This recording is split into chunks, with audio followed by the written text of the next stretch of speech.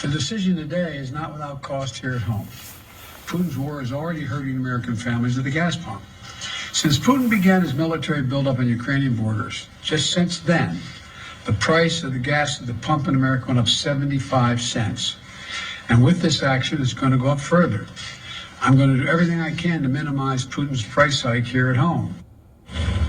Of course, it remains to be seen how exactly President Biden will be able to minimize those price hikes in gas. We should note that they have not said whether or not the United States is going to try to import more oil from Venezuela, maybe in Iran, states that are nations that have already been sanctioned, of course, by the United States in order to make up for this difference. But what this does today is effectively cut off these Russian imports from the United States. That we should note the United States doesn't import all that much crude oil from Russia. This would be a much bigger step if Europe was taking that, though President Biden said today he does not believe that those European allies like Germany or France are going to be in tandem with this move by the United States.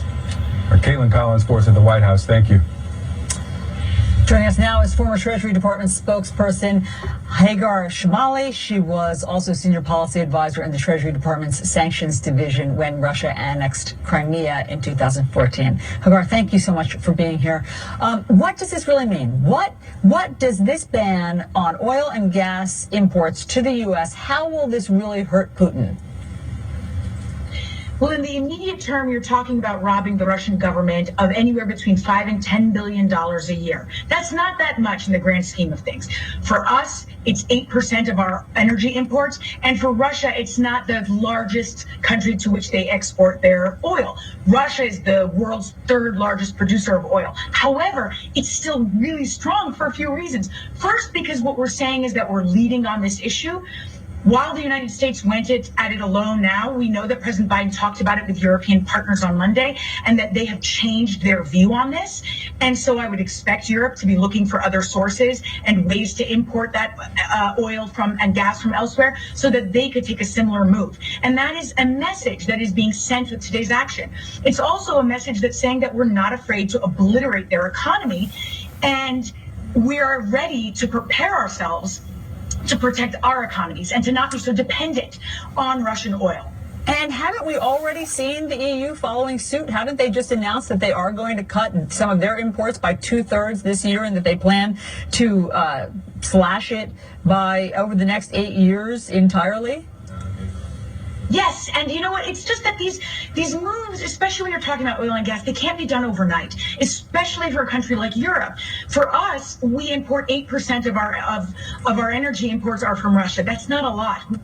That up, and I have confidence that President Biden is doing that. And by the way, I would not assume that it's from Venezuela or Iran. Certainly not Iran.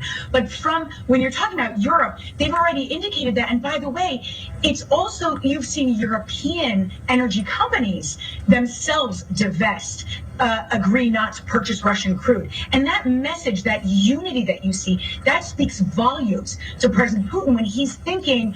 Originally, he must have been thinking that he was confident about this. They're the third largest producer of oil in the world. It's a large part of their economy, and that we depended on it. And the message today is, don't be so sure about that. Can Putin make up some of this loss with China? I believe he could make up the loss from the United States with China because it's small in the grand scheme of things. We paid over $5 billion last year in crude sales, but that was at the price per barrel back then. With the price per barrel today, that if we had kept up on the pace that we were at, it could have been up to $10 billion this year. So in the grand scheme of oil sales, that's not a lot. It is a very important message that, as the senators and Congress folks have been saying, that Russia knows that they can't profit off the U.S. market, but that isn't so much that China couldn't make that up. That's true. And very quickly, Hagar, what does this mean for the average American? What should they be bracing for? Well, as President Biden noted, they should be bracing for an increase in gas prices, and that causes inflation for other goods, of course. However, President Biden really has said he's working on making sure that the price doesn't skyrocket. It would skyrocket if Europe did this overnight. And that's why Europe didn't do it. Not just because of the prices here in the United States, but for them as well in particular. And so we need to rest assured that all these steps are being taken to ensure that those prices don't increase. But at the same time, we have to be prepared for it. And this is the difference. This is the price that we are paying instead of militarily engaging Russia directly.